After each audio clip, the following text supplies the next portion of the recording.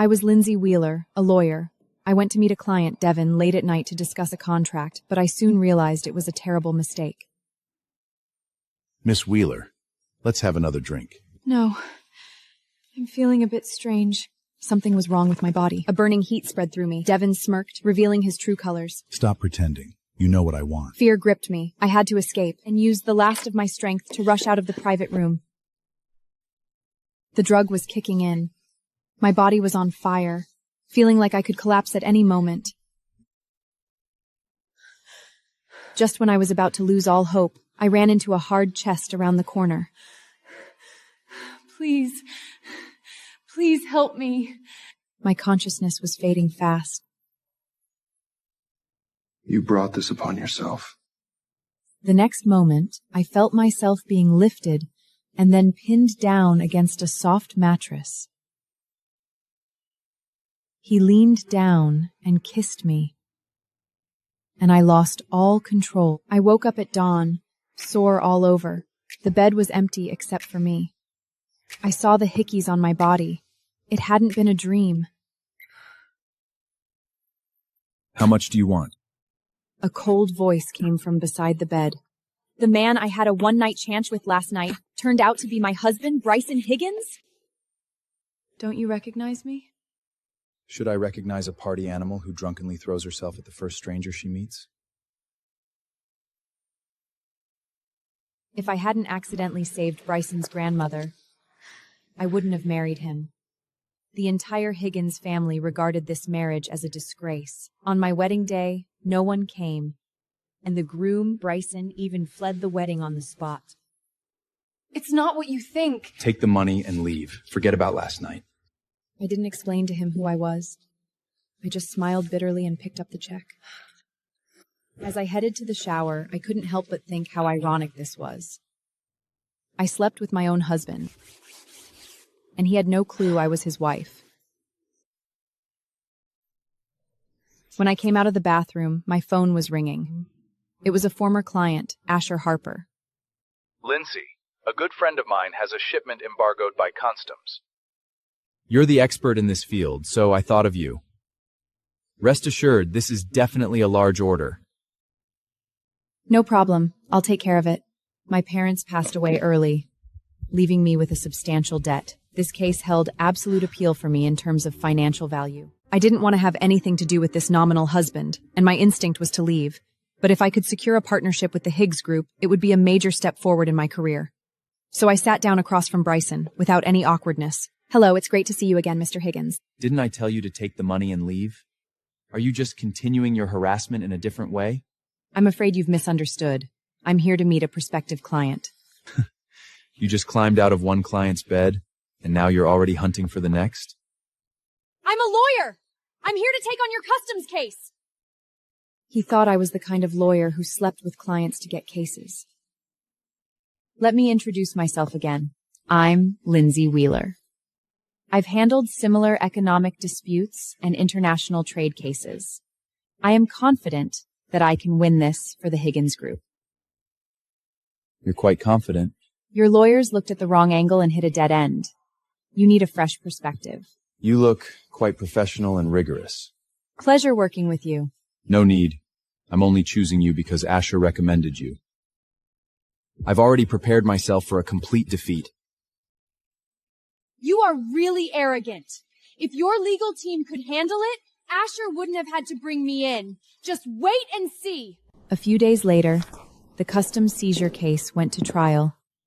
Bryson and Asher both came. This was my chance to prove myself. Your Honor, according to the Customs Administrative Penalty Implementation Regulations, Article 328, Clause 14, this shipment fully meets the conditions for applying for a special import license. The evidence submitted by my client proves that the customs reason for seizure is invalid. This court rules that the seized goods be released immediately, trade barriers be removed, and the Higgins Group receive corresponding compensation. I told you she was good. Do you believe me now? Her professional ability is indeed impeccable. But why does she also do that kind of business? How desperate is she for money? I apologize for my earlier words.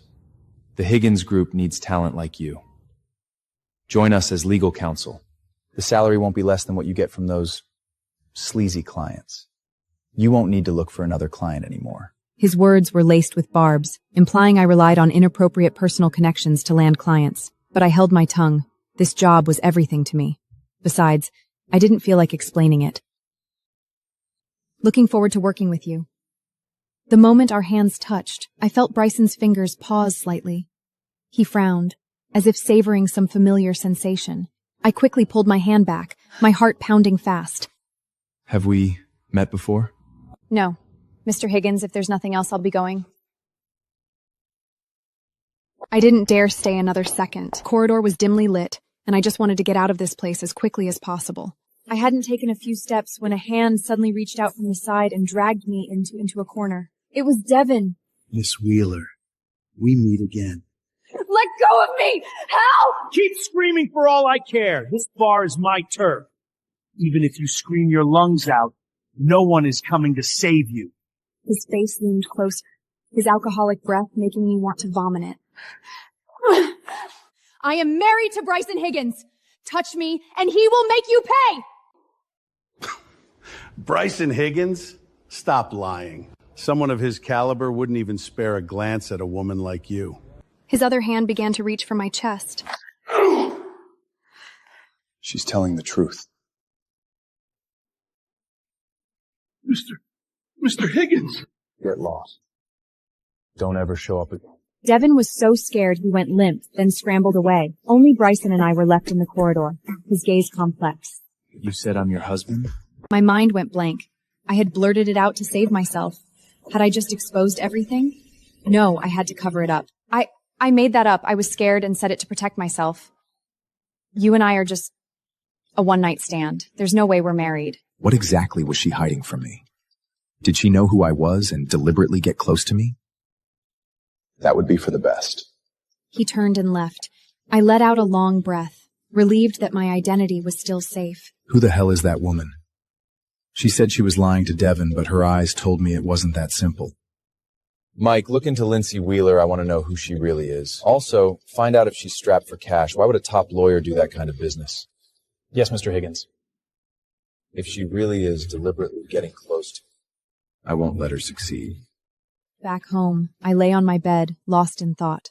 As long as I didn't reveal my identity before the divorce, it would be fine. Once I finished working for the Higgins Group, earned the money, and paid off my debts, I would file for divorce myself. The next morning, I put on my business suit and walked into the Higgins Group building. It was my first day as their new legal consultant. The moment the elevator doors opened, I came face to face with Bryson.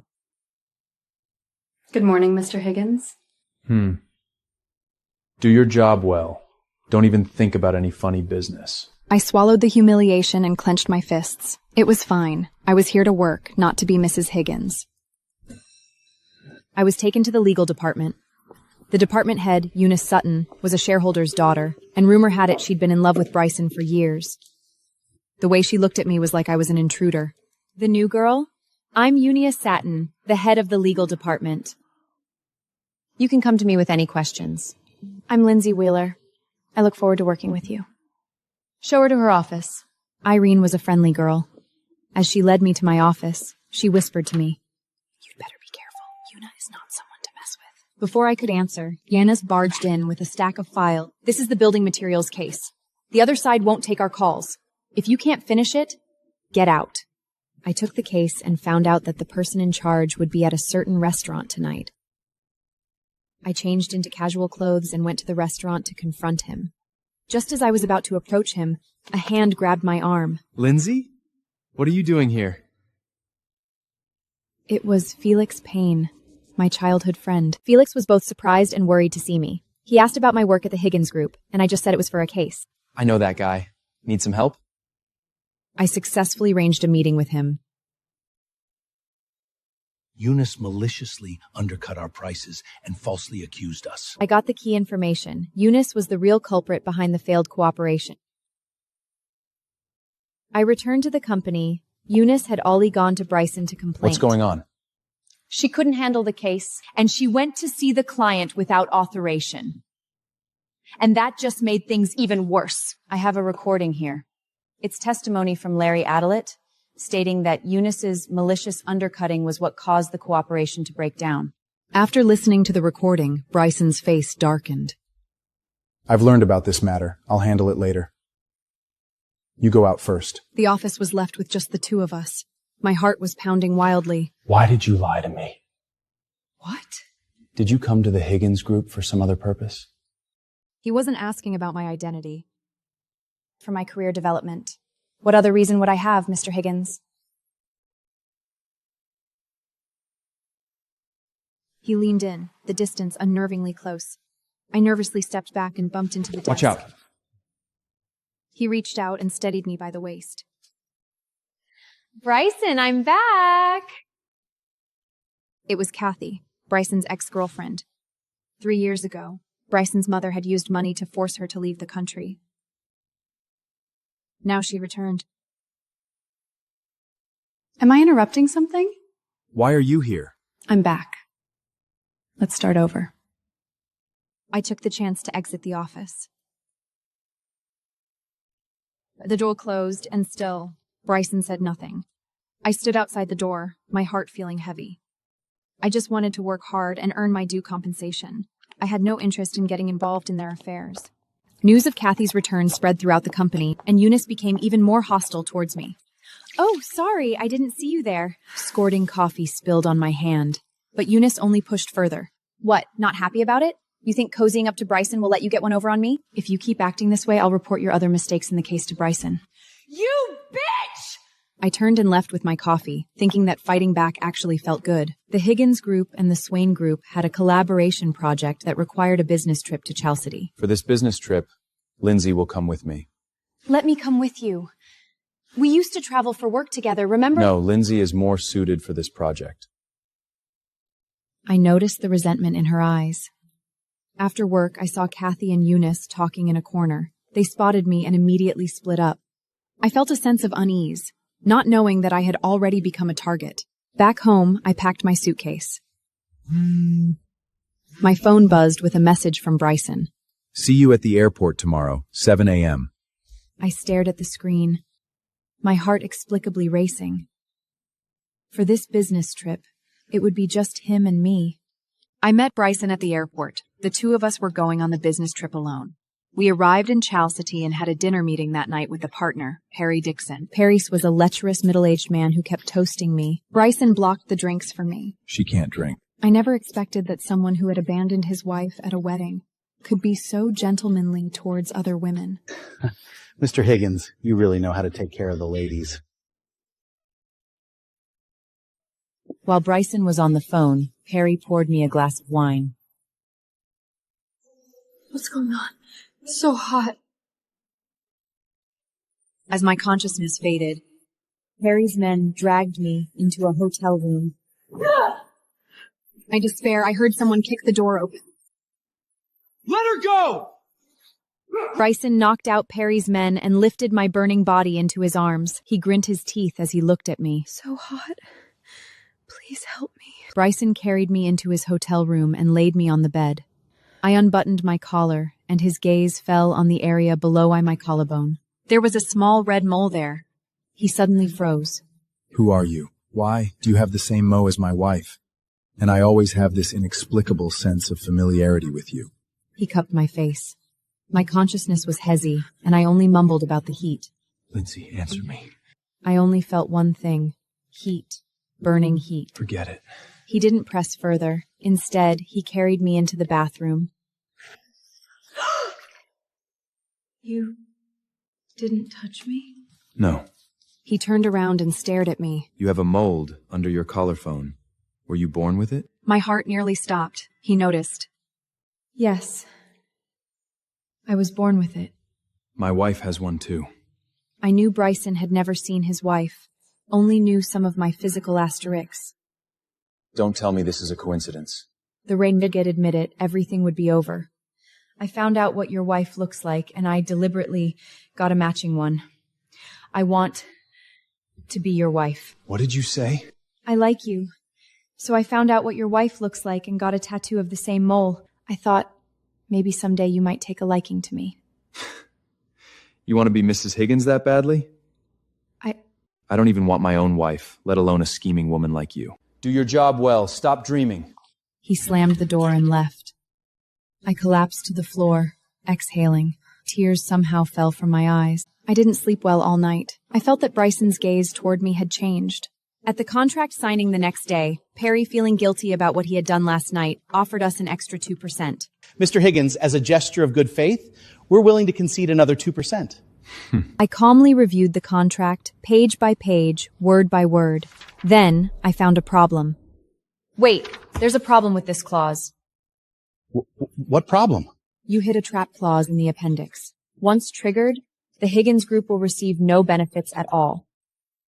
How could you pull such tricks? The cooperation is over. No, Mr. Higgins, let's renegotiate the terms again. Perry begged for mercy, and I took the opportunity to propose redrafting the contract. Mr. Higgins, is there something on my face? No. You did a good job. The contract was successfully signed. On the way back to the hotel, the atmosphere was suffocating. You have the same name as my wife. There are many people with the same name as me. But you're the only one working at my company. I quickly changed the subject. Isn't Kathy in the hospital? Aren't you going to see her? Not long after we returned from the business trip, Kathy came to the company. She hooked her arm through Bryson's, as if announcing her presence to the world. Bryson, I miss you. You haven't come to see me these past few days. Watch your behavior at the company. Kathy's expression flickered for a moment, but she quickly put her smile back on. She turned and saw me. You're Linsey? I've heard of you. Bryson's new assistant? Legal consultant. Oh, right. Legal consultant. Bryson used to hire lawyers for me too, but that they were all too rigid, as if reminding me that she appeared in Bryson's life long before I did. Linsey, are you married? A beautiful woman like you must have many suitors. I am married. Really? Then your husband must be very outstanding. Unlike me, after going through so much, I still think Bryson is the best. As she spoke, she leaned closer to Bryson. Kathy, are you done? I have a meeting to attend. Then have dinner with me tonight? We haven't had a meal together in a long time. We'll see. Kathy shot me a triumphant look. The message in that look was clear. See? He's still mine. Mr. Higgins, I put the meeting materials over here. I turned and walked away, my steps steady, but my heart in turmoil. Every word from Kathy pierced me like a needle. The news of Kathy's visit spread quickly throughout the Higgins Group, but what gave me even more of a headache was Eunice. I hear that Linsey and Mr. Higgins shared a room on their business trip. Really? Isn't she married? Some people act all proper on the outside, but behind closed doors, they're experts at seduction. This wasn't the first time she had said something like this. I used to tolerate it, but now I didn't want to anymore. What? Did I say something wrong? Eunice, I'm warning you. My relationship with Mr. Higgins is purely professional. If you spread another rumor, I'll hand the evidence over to the legal department. What evidence do you have? I've recorded what you just said. Defaming a colleague, leaking company secrets. How do you think Bryson will handle it? You wouldn't dare! The colleagues around also fell silence. Try me. I turned and left. For the first time, I felt that fighting back felt really good. I thought Eunice would back off, but she didn't. She ramped up the rumors about me and Bryson at work. Eunice, come to my office. A few minutes later, we heard Eunice's scream. How could you do that to me? My father is a shareholder! Defacing a colleague and leaking company secrets, is that reason enough? Eunice was dismissed. The legal department fell silence. I looked at Bryson and thanked him quietly. Thank you. I just did what was right. Just when I thought I could breathe a sigh of relief, a familiar figure walked in. Linsey, I'm here. Callie? What are you doing here? I'm starting work as Bryson's assistant. My brother-in-law is so handsome. I quickly covered her mouth. Bryson raised an eyebrow. She knows you? Yes. That's right.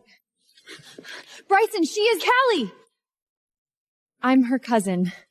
I worked abroad before. Right, Kaylee? Callie paused and gave a nod. Bryson's gaze toward her became scrutinizing. My heart was about to jump out of my throat. Sit. Did your cousin really work abroad? Yes, that's right. Which country? What kind of work? England. She's a translator. What's her name? Linsey, don't you already know that? I'm asking for her maiden name. Her full name before marriage. Callie panicked completely. She stammered and couldn't speak. About 10 minutes later, Callie came out, her face pale. What did he say to you? He asked for your maiden name. What did you say? I said I didn't know. Linsey, does he suspect something? You didn't tell you who I am, right? No! I swear I didn't! I breathed a sigh of relief, but the unease in my heart only grew stronger. Bryson wasn't a fool.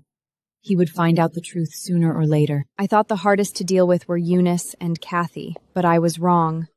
The hardest was Bryson's mother, Chloe. Who is Linsey Wheeler? I am. Hello, madam.